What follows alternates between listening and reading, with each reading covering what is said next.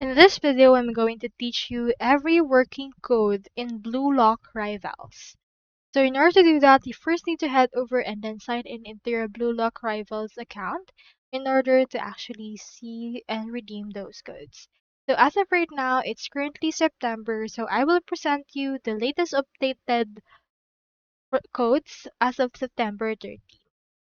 So I having here the help article from IGN, and here are the working rival codes, which are sorry for delay, which gives 10 lucky style spins and 10 lucky flow spins.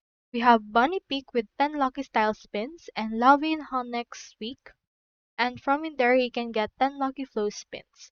Make sure to exclude the exclamation mark when redeeming Blue Lock Rivals code to ensure they work correctly. So here are as well as some of the Blue Lock Rivals code that are recently expired. You can see them right here. Just pause your screen in order to not waste any time on actually redeeming all of these things that we have right there. So just redeem the ones that I have mentioned earlier.